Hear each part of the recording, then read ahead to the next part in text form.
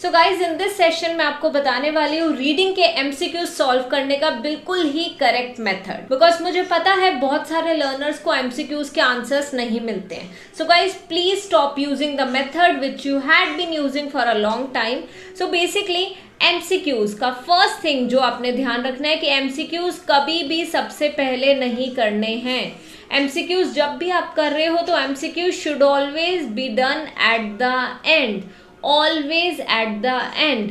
Okay, so इस चीज का आपने ध्यान देना है कि should always be done at the end. अगर आप सबसे पहले एमसीक्यूज करोगे तो आपका बहुत ज्यादा टाइम वेस्ट होगा. ठीक है, सो हम ये क्यों कर रहे हैं, why are we doing MCQs at the end?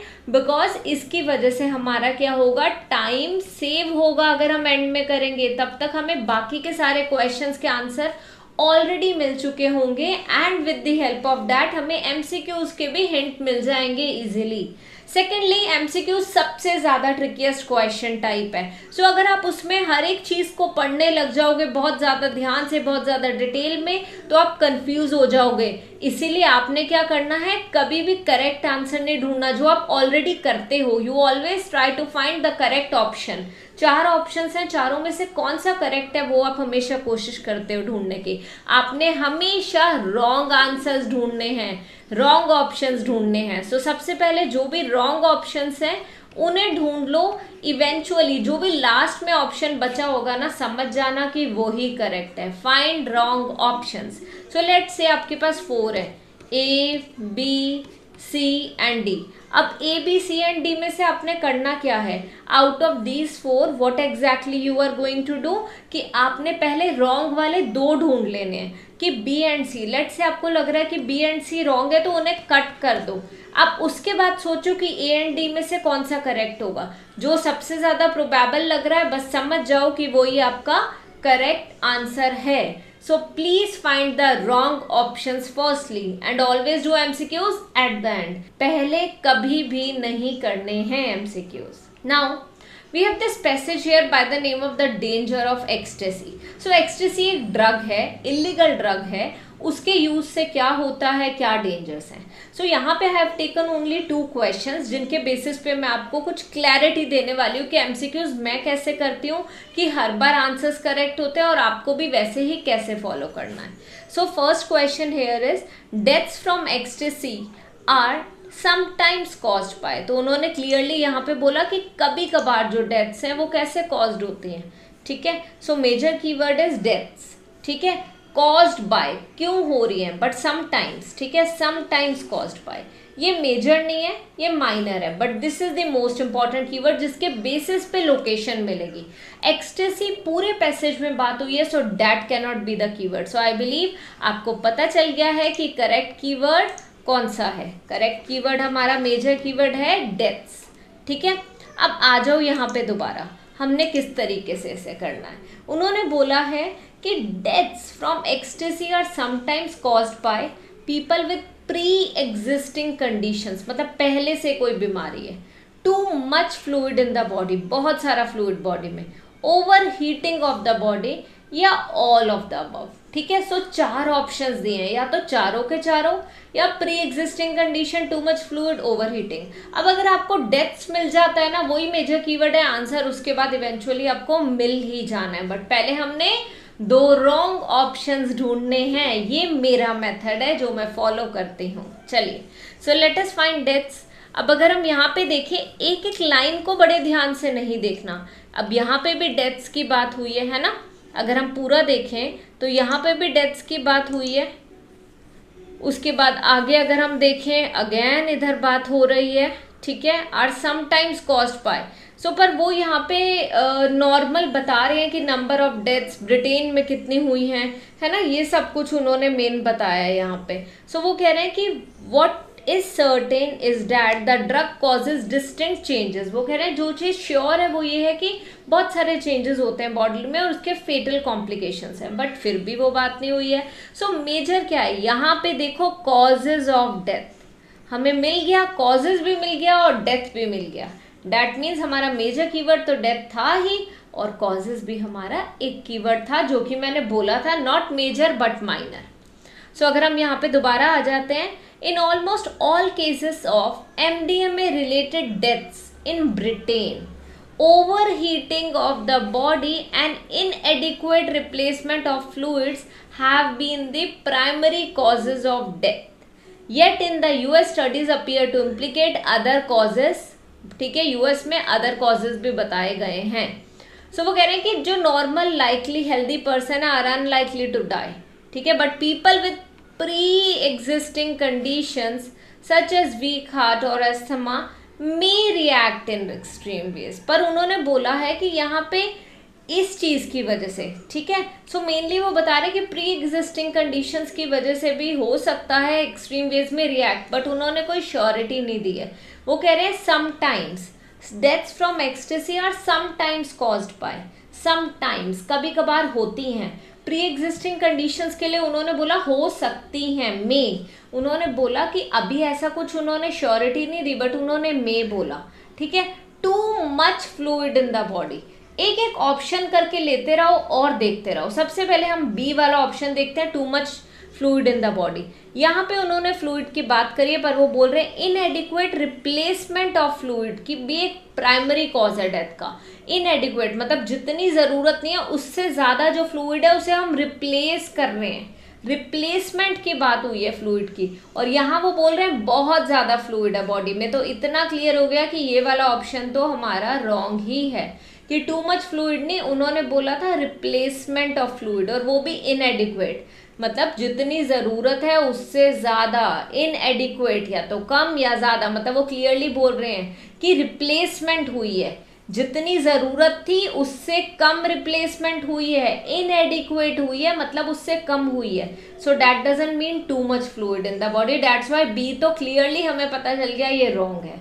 अगर शॉर्ट आपको पता करना है कि आंसर करेक्ट कैसे होगा, तो उसके लिए आप हमेशा रॉन्ग आंसर ढूंढो. ठीक है, so too much fluid in the body wrong है. देन उन्होंने ओवर हीटिंग की बात करी है, जो उन्होंने क्लियरली बोला कि over heating of the body primary noted, ठीक है, कॉज है. तो डैट मीन्स कि अब इतना तो पता चल गया कि to much fluid in the body नहीं आंसर, तो ऑल ऑफ द अबव भी नहीं हो सकता. तो हमने क्या कर दिया, डी एंड बी को कट कर दिया. अब people with pre existing conditions की अगर हम बात करें तो उसमें भी उन्होंने बोला था but people with it seems that normal healthy people are unlikely to die. बहुत ही रेयर केसेस हैं कि वो मरेंगे as a result of taking MDMA, but people with pre existing conditions such as a weak heart और asthma may react in extreme ways. पर उन्होंने death की बात नहीं करी, वो कह रहे कि एक्सट्रीम वेज में रिएक्ट कर सकते हैं. दैट मीन्स हमारा ये भी आंसर करेक्ट नहीं है. सो क्या हुआ, people with pre existing conditions भी आंसर करेक्ट नहीं है. क्लियर हो गया कि ओवर हीटिंग ही आंसर करेक्ट है. अब इस केस में हमें वैसे भी ना फर्स्ट लाइन से पता चल रहा था. अगर हम यहाँ पे देखें, ये सेकेंड लाइन हमारी जो है over heating of the body, ठीक है, प्राइमरी कॉजेज है या इनएडिक्वेट रिप्लेसमेंट. इनएडिक्वेट रिप्लेसमेंट वाला तो ऑप्शन ही नहीं दिया हुआ था, तो ओवर हीटिंग करेक्ट ही था आंसर. बट हमें फिर भी पूरा पढ़ना चाहिए क्योंकि हमारा आंसर गलत हो सकता था अगर वो यहाँ पे प्री एग्जिस्टिंग कंडीशंस के बारे में भी लिख देते कि उससे भी डेथ होती हैं. तो इसीलिए हमें ध्यान से पढ़ना है. जो हमारे कीवर्ड्स हैं, क्वेश्चन ही नहीं ऑप्शंस के भी कीवर्ड्स पे फोकस करना है in order to get the correct answer. So clearly the answer is C for 34th. I believe आपको क्लियर हो गया है. Now coming to D. ठीक है, क्वेश्चन नंबर 35 पे आ जाते हैं हम. MDMA studies conducted on animals. जो एमडीएमए स्टडीज हुई है किसके ऊपर हुई है, एनिमल्स पे. स्टडीज एमडीएमए, ये दोनों मेजर कीवर्ड है. जहां पे एमडीएमए एंड एनिमल्स मिल जाए समझ जाना आंसर आपका वहीं पे ही है. तो अगर हम देखें तो हमें इधर ही एनिमल्स भी मिल गया, एमडीएमए भी मिल गया, है ना, एक्सपेरिमेंट्स भी मिल गया. ठीक है, तो थोड़ा सा क्लैरिटी तो मिल गई कि आंसर यहाँ होगा. पर यहाँ पे भी अगर बात करें एनिमल स्टडीज़ की बात करी हुई है. ठीक है, सो दैट मीन्स इधर ही कहीं आंसर होगा हमारा. वो बोल रहे हैं कि एमडीएमए स्टडीज़ जो हैं, ठीक है, conducted on animals show damage to kidneys. Damage kidneys cannot provide absolute proof of the effect of the drugs on humans. Absolute proof नहीं प्रोवाइड कर रही है ह्यूमंस के ऊपर की इफेक्ट है इसका कोई। Are cruel and have been discontinued, कि डिसकंटिन्यू हो गई हैं, क्रूअल है इसीलिए। Have yet to indicate a long term brain damage, कि अभी तक उन्होंने नहीं बताया, अभी इंडिकेट हुआ नहीं है, हो सकता है, येट टू इंडिकेट हुआ नहीं है मतलब long term brain damage yet to indicate, ठीक है। सो अब अगर हम यहाँ देखें, यहाँ पे उन्होंने ब्रेन डैमेज की बात करी है, ठीक है। Ecstasy has been implicated, implicate होता है किसी चीज को मीन करना, in causing brain damage in this way, but in most cases the serotonin level returns to normal. तो वो कह रहे हैं कि ब्रेन डैमेज तो कॉज कर ही रहा है, fails to return to normal, it is probable that the drug in question has caused damage to the cells of that part of brain. So मतलब कि ये तो क्लियर हो ही गया है कि ब्रेन डैमेज हो रहा है। कीवर्ड्स, ऑप्शंस के कीवर्ड्स भी जरूरी हैं, येट टू इंडिकेट नहीं है, ऑलरेडी इंडिकेट हो चुका है, have already indicated, so that means conducted on animals, have yet to indicate वाला ऑप्शन रॉन्ग हो गया है ना, क्योंकि ऐसा उन्होंने नहीं बोला। अब ये जो स्टडीज़ हैं एमडीएमए स्टडीज़, ये क्रूअल है और उन्हें डिसकंटिन्यू कर दी गई हैं, ये हमें कहाँ से मिलेगा। सो हम एक्चुअली ना यहीं से स्टार्ट करते हैं। हाउएवर एनिमल स्टडीज़, यहाँ से ही हमारा स्टार्ट करेंगे। Animal studies show no such damage, ठीक है, although it is readily admitted by researchers that animal studies are far from conclusive, बहुत ही दूर है कंक्लूजन से, कि सिंस ह्यूमन जो है वो डिफरेंट वेज में रिएक्ट करते हैं than rats and monkeys to the drug, and cases of human liver और kidney damage have so far only been reported in Britain. So that means वो क्या बता रहे हैं, एमडीएमए स्टडीज जो एनिमल्स पे हुई हैं उनकी अगर हम यहाँ पे बात करें तो वो प्रूफ जो है फार फ्रॉम कंक्लूसिव है। तो कहीं ना कहीं हद तक हमें लग गया है पता कि आंसर बी हो सकता है, बट स्टिल हम पढ़ेंगे डैमेज टू किडनीज वाला पार्ट, ठीक है। Reported show damage on the kidneys. So अब अगर हम यहाँ पे देखें डैमेज ऑन द किडनीज की अगर हम बात करें, animals alone the most common method of detection, ये करना है, ठीक है। यहाँ तो मेथड ही बताया हुआ है, तो हम इधर देखेंगे एनिमल्स की बात कर रहे हैं। रिस्किंग डैमेज टू किडनीज, वो कह रहे हैं medium term effects include possibility of contracting the liver disease, hepatitis और risking damage to the kidneys. So वो कह रहे हैं conducted on animals show damage to the kidneys, ठीक है।